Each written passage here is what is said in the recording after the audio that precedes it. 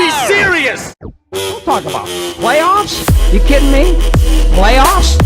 I just hope we can win a game. He's one of those guys who will get penetration. Good genes. He has great genes. And I want everybody out there on TV to know it. I am the greatest. What's going on, everybody, and welcome to the show. I'm your host, Blake Ruffino, and this is Are You Serious?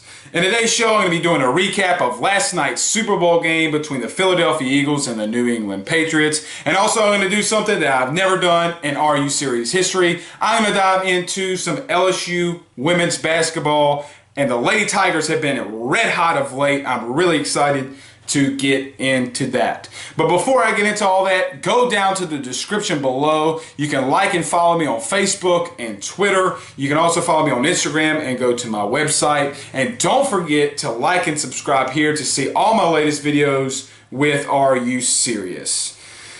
Guys, I am so pumped up for today's show. You have no idea, because today we're going to be talking about the Super Bowl recap, and last night may have been one of the better Super Bowls that I have ever seen. Now, all season long, building up to last night's game, the national media and really even the local media has been very critical of Eagles head coach Doug Peterson, a Louisiana native, a ULM guy, and last night he silenced all of those critics. I said before the game, and to the guys and to the people I was watching the game with at our Super Bowl party, it's very interesting to me that Tom Brady, when he first got, or his first Super Bowl appearance, he was a backup quarterback behind Drew Bledsoe, which Bledsoe got hurt.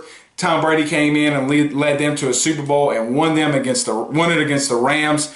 It's really fitting that Nick Foles is going to come into this situation and with being a backup quarterback, and him having the potential to do the same and knocking off the New England Patriots and Tom Brady.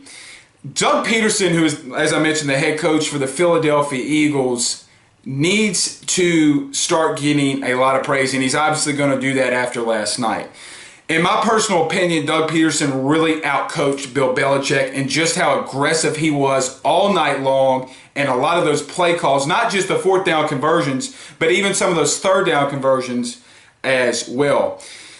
And something that is going to go unmentioned, and people are going to say, well, Peterson shouldn't get a lot of credit, especially due to Malcolm Butler not being in the game for the New England Patriots and Bill Belichick pulling him out and not playing him at all. But that's the point, is that even at halftime, Bill Belichick didn't put Malcolm Butler in the game, didn't even tell the man that he was going to start. He told him right as the game was getting kicked off that he wasn't going to be playing at all, and very little on special teams.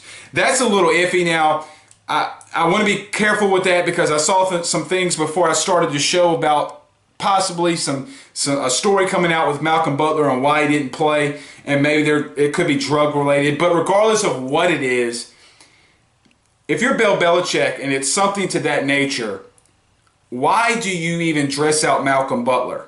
Why risk a roster spot for a guy who's not even going to play? If he's your best cover guy, he's not even playing anyway. Why don't you get a guy who's better at coverage than Rowe was last night, especially in the slot when Nelson Aguilar for the Philadelphia Eagles went cuckoo for Cocoa Puffs with 9 catches and I think 84 yards. So it's going to be interesting to see how that plays out, and I'm really intrigued to see if Belichick makes a statement on that. And even talking about the Patriots and talking about Bill Belichick, I saw a lot of people putting last night's loss on Tom Brady because of the sack fumble late in that game. Are y'all serious? Tom Brady last night threw for 505 yards and 3 touchdowns. Maybe you should get on Belichick for what I was just mentioning about not playing Malcolm Butler. I have not seen really anyone rip up on Bill Belichick for some of the things that he did last night. Now, last night was something that was unprecedented for Bill Belichick, in that he gave up 538 yards, which is the most yards ever allowed by Bill Belichick defense ever. Not just in a Super Bowl, not just in the playoffs, not just in the regular season, ever. Led by the quarterback Nick Foles, who was the backup.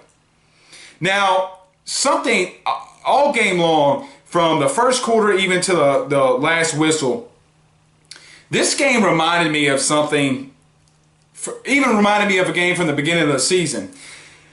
Now, Doug Peterson coached under Andy Reid in Kansas City. And actually, when he was a player in the NFL in Green Bay, he was a part of Andy Reid's team and the backup quarterback to Brett Favre. In that Kansas City-New England game in Week 1, that Kansas City offense torched New England. And last night, Philadelphia torched the New England Patriots. In that Week 1 game, there were a lot of bunch receivers, a lot of screen passes to Tyreek Hill, a lot of vertical passes late in the game when people came up in the box to stop those screen passes. And it was identical to last night. A lot of bunch wide receivers, a lot of screen passes. Kareem Hunt in that Week 1 game, that's how everyone knew who Kareem Hunt was, the leading rusher in the NFL this year as a rookie. He also caught a lot of passes out of the backfield. And Corey Clement did the same thing last night with 4 catches and 100 yards for the Philadelphia Eagles. I wanted to watch that Kansas City game again last night, but it would have just taken too long. But that's what I continue to go with. You cannot tell me that Doug Peterson did not watch that Week 1 film and see how Andy Reid attacked this defense and put in those same kind of passing plays and even running plays as well. But Doug Peterson did something that Andy Reid is not necessarily known for doing in those 4th down calls, which all of us are going to be talking about. Last night, and just in my opinion, those 4th down calls were brilliant, and I was screaming at the top of my lungs. I had to have my fiance Megan tell me to stop screaming. I was screaming, this is so brilliant, because 2 weeks ago when New England played the Jacksonville Jaguars, the Jaguars got on top and they were aggressive in the first half and then let their foot off the pedal, and New England was able to come back and win that football game. But last night, Doug Peterson said, I ain't going to do it. At the end of the first half, that 4th and goal play from the 1-yard line when you had the bunch left wide receivers and then the direct snap to Corey Clement and the reverse to Trey Burton, who, by the way, was a quarterback in the SEC for Florida, then threw a touchdown pass to Nick Foles in the same play that New England ran 2 possessions earlier. It's just brilliant. And Doug Peterson gets a lot of credit for knowing his personnel and knowing that this would succeed. He was not at any point of the game going to let off the gas. Now, I know he did a little bit late, but you got to take the points and let Tom Brady go down and score. And I know he's done that his entire career, but the New England Patriots weren't going to win that game in regulation as they were down 8. So I think it was smart by Peterson and a lot of the 4th down calls that he made. Now, in the 4th quarter, I thought this was the biggest call, not just in Super Bowl history, but maybe in football history as well. It was 4th and 1 with 5:38 left to go, and like I said, the gutsiest call of all time in football. New England lined up in that nickel package and brought some heat against Nick Foles, and Doug Peterson had the perfect play call in a pick play in a little crossing route to Zach Ertz to get the first down to keep the clock going. And you were out of field goal range, you would have had to punt it, and you were in that 4th down territory as well. But that call was made 2 weeks ago or a week ago when the game plan was finalized that, look, we got to go for it on 4th down. You saw that that Philadelphia didn't call a timeout to see what they were going to do. Oh, and Doug Peterson was like, oh, what are we going to do? What are we going to do? No, he took it to New England, and he took it to Bill Belichick. Last night, as I mentioned earlier, 538 yards is more than Bill Belichick has ever given up. Ever. And with a backup quarterback, I think that Doug Peterson can now go in as probably the best play caller in the NFL right now. And it's not just as many yards as he put up, but it was that offensive line and those protections, or the protection that offensive line gave Nick Foles. If you remember, what was it, maybe 7 or 8 weeks ago, 2 months now, Carson Wentz went out with an ACL tear. And then Jason Peters, the Hall of Fame left tackle, went out, and we all wrote off the Philadelphia Eagles, other than my brother-in-law, who's a huge Eagles fan, Brendan Colmish. And look at what happened. Last night, Brandon Brooks, and who's the right guard, and Kelsey, I can't remember Kelsey's first name, but he's the brother of Travis Kelsey, who's the center. I was saying all night, like, that was a great pickup by Brooks. Oh, that was a great slide and protection by Kelsey.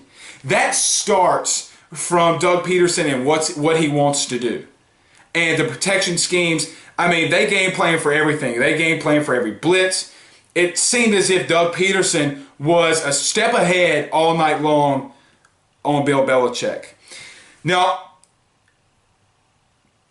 last week, and I even kind of somewhat mentioned this, but I didn't go into great detail, but I said that for Philadelphia to win this game, but by the way, I took Philadelphia and the points, and I won me some money last night. I'm not going to say how much, but we all said that Philadelphia was going to have to run the football a lot with LeGarrette Blount and Jay Ajayi and keep the ball out of Tom Brady's hands if they were going to have any chance of winning. Boy, were we all wrong. And no one told Doug Peterson that, as Nick Foles went 28 for 43 for 373 yards and 3 touchdowns. Now, he threw an interception, but that was a really fluky interception when Alshon Jeffrey is just bobbling the ball in the air and then it gets picked off. But Nick Foles played lights out when the game was on the line. And what I mean by that is that New England was not going to be stopped. They knew that they weren't going to stop New England. And there was a point last night, and I don't remember the total number of points, or yards rather, that Nick Foles put up on third down. But the third down conversions last night for the Philadelphia Eagles was tremendous. When you have a guy that is putting up 165, 170 yards and passing on third down conversions, you're going to win not just the biggest game of the year, but pretty much every game you play. And Philadelphia has been doing that all season long, even with Carson Wentz.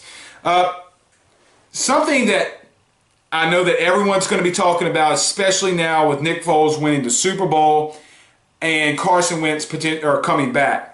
I don't know necessarily, and as some of you know, and most of you know, I tore my ACL before. I don't know if Carson Wentz is going to be able to come back in the start of the season. So what do you do with Nick Foles? Do you trade him? What do you do? Because he's still under contract, and he's got one more year left for $7 million.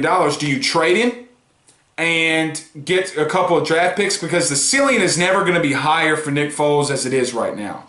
Now, I know that this story sounds familiar when it comes to Nick Foles, but I hope that if there is a trade, that Doug Peterson does Nick Foles and the Philadelphia Eagles do Nick Foles a solid in trading him to the best team possible, even if it's outside of your division or even outside the NFC, because this man led you to a Super Bowl and won you a Super Bowl last night. So I don't know what they're going to do. Personally, you can't not start or play Carson Wentz. He is a better quarterback than Nick Foles. And it would be crazy to see what Carson Wentz would have done against that defense last night. So the Philadelphia Eagles are going to be a tough team to going forward, even in the next season. So, man, the Saints, and a lot of people, we're going to be talking, you can even talk about the Saints next year with everything that they're bringing back. But, man, Philadelphia is bringing back just as much as the Saints are. So, all right, guys, as I mentioned earlier in the show, I'm going to be talking about some LSU Women's Basketball, and I really am fired up to talk about some LSU Women's Basketball as they have been on fire of late. The Lady Tigers are 14-1 in their last 15 games, led by head coach Nikki Fargas. Now, Nikki is in her 7th season at LSU, and this is a complete 180. This team, rather, is doing a complete 180 than what they did 2 seasons ago when they went 10-21 and finished last in the SEC. Now, LSU did start off slow, but they have come on hot, as I mentioned, and have beat 4 ranked teams in the SEC, and their only loss in these last 16 games are against number 2 ranked Mississippi State, who no one's been able to beat Mississippi State as they're 23-0. In these last 16 games, The Lady Tigers have beat number 15 ranked Missouri, number 14 ranked Texas A&M, number 12 ranked Tennessee, and the number 17 ranked Georgia Bulldogs. Now, I know that the LSU Lady Tigers basketball team has not been getting a lot of publicity lately and not been in the media a lot. And I think that has a lot to do with Will Wade and the turnaround of the men's basketball team and the hype around Will Wade and all the recruits that he's bringing in. But let's not mistake what Nikki Fargas and this Lady Tigers basketball team is doing. They're led by 3 great players and Ayanna Mitchell, who has been on fire in the last couple of games, having 16 points and 15 rebounds against one of the 17th ranked Georgia Bulldogs, 8 points and 6 rebounds against the number 12 Volunteers. Chloe Jackson, who has been the best player for this LSU Lady Tigers team, is averaging almost 18 points a game and 2.2 steals. As I mentioned that the Lady Tigers have been on fire, they are playing with a lot of tenacity. And this is exactly what Nikki Fargas wants to do, because she played her college ball at Tennessee and then coached under the great legendary Pat Summitt. And if you guys remember, Pat Summitt was a very aggressive coach and would put that heat on you defensively, and that is what Chloe and Lewis are doing, and both have 46 steals on the season, averaging 2.2 steals per game. Now, the LSU Tigers beat the Kentucky Wildcats. I think it was yesterday, Sunday, the same day as the Super Bowl, which gave Nikki her 200th win, and congratulations to her. She might be the most underrated coach in the SEC, and it's especially the most underrated coach at LSU when it comes to all sports, especially what she's doing right now with this team. The Ladies Tigers just got through their toughest stretch by far and facing 5 ranked teams in the last 16. And you're beating them, and you're beating them consistently. And the Lady Tigers don't have a very tough schedule moving forward, as the only ranked team that they will face at this point will be the Texas A&M Aggies, in which the LSU beat them a couple weeks ago. A&M just can't buy anything, or can't buy a win against LSU in any sport, so congratulations to the Lady Tigers. But when you are that successful against that many ranked teams in just 2 weeks, you're 5-1 against top 20, or 4-1 against top 20 teams in the last 2 weeks. You better get ranked, and I hope that this Lady Tigers basketball team starts getting some national recognition, even though they're 15-6. They need to be in the top 25. When you beat Missouri, A&M, Tennessee, and Georgia all in 2 weeks, and the only losses by, I think it was 6, to the number 2nd ranked Mississippi State, who's undefeated, you better start getting this national attention. And us as LSU fans need to start paying attention to this Lady Tiger team because of how successful they are or have been of late. So I am really fired up for what Nikki has been doing with her team, and I hope that they continue to make a big-time push, and I think that they will. And I really think that this team could make a push in the women's NCAA tournament, especially if they're rising up and they're not even hitting their peak yet, and they're not hitting their peak. So I watch and expect a lot from this Lady Tigers team. All right, guys. Tomorrow's show, I'm going to be breaking down some LSU baseball, which is going to be a first for me. Also, I'm going to talk about some Southeastern Louisiana baseball, and my all-day show tomorrow is going to be based on some baseball, which, if you guys know me, I am fired up for this week and this week's shows, because you guys, if you don't know, you should know by now, I'm a big-time baseball fan, and I love me some baseball. So we will see you guys tomorrow, and I hope you can tune in to the show. So we'll see you guys later. Peace out.